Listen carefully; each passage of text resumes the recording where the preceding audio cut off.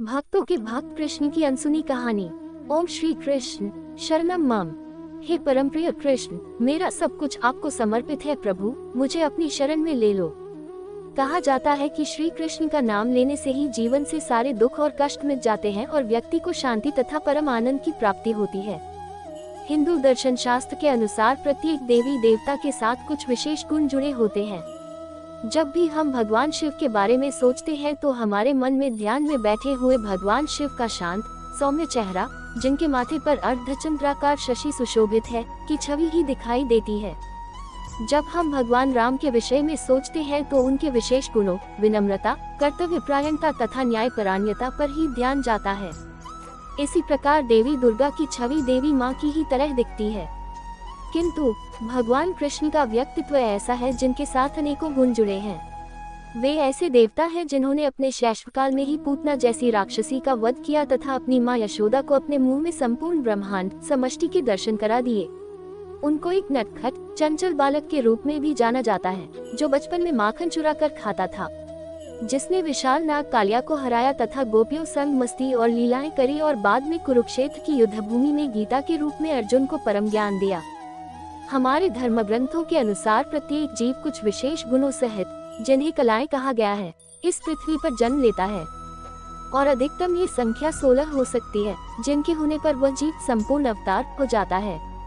आइए इस जन्माष्टमी पर हम भक्ति के देवता भगवान श्री कृष्ण की चंद कहानी को पढ़ें।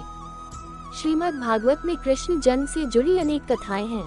ऐसी मान्यता है कि किसी देवता किसी भगवान को उनके बालपन वाले रूप में दर्शन करना अपने आप में एक अत्यंत दुर्लभ घटना है, जिसके लिए देवता लोग भी युगों तक राह देखते हैं। एक लोकप्रिय कहानी के अनुसार एक बार भगवान शिव भी योगी का रूप धारण कर गोकुल आए थे ताकि भगवान कृष्ण को बाल रूप में देख सके।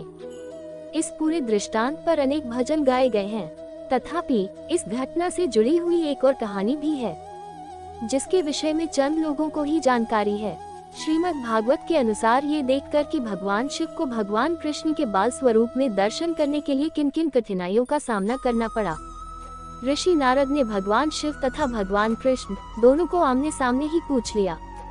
नारद ऋषि यह जानकर गदगद हो गए कि भगवान शिव व भगवान कृष्ण दोनों ही एक दूसरे को भगवान कहकर संबोधित करते थे और दोनों ये बताते थे कि वह दूसरे के भक्त हैं। उस समय ऋषि नारद ने उन दोनों से विनती की कि आखिर कौन किसका भक्त है, ये सच्चाई बताई जाए। तब भगवान शिव ने प्रकट किया कि वे तो हमेशा से ही भगवान कृष्ण के भक्त रहे हैं और जिस जिस रूप में उन्होंने अवतार लिया है, शिव ने एक भक्त बनकर सेवक के रूप में कृष्ण की सेवा की है। भगवान शिव ने ये भी सूचना दी कि वे तो भगवान कृष्ण के सबसे बड़े भक्त हैं। ये सुनकर भगवान कृष्ण मुस्कुराए और तुरंत प्रत्युत्तर दिया कि चूंकि भगवान शिव उनके भक्त हैं, इसलिए वे स्वतः ही उनके शिव के भक्त हो जाते हैं। ये वार्तालाप सुनकर नारद ऋषि की आंखों से आंसू बहने लगे और वो दोनों देवताओं के आगे नतमस्तक हो गए। यह उन अनेक उदाहरणों में पहला अवसर था जब भगवान कृष्ण ने ये कहा है कि वे अपने भक्तों के सेवक हैं।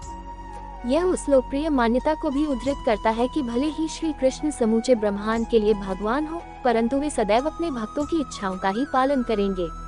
जैसे भगवान शिव को देवों के देव माना जाता है, भगवान कृष्ण को भक्तों के भक्त के रूप में जाना जाता है। अगर आपको मेरी यह कहानी अच्छी लगी हो तो प्लीज मेरे चैनल को सब्सक्राइब कर देना, लाइक कर देना, शेयर कर देना और बेल आइकन को प्रेस कर देना। धन्यवाद।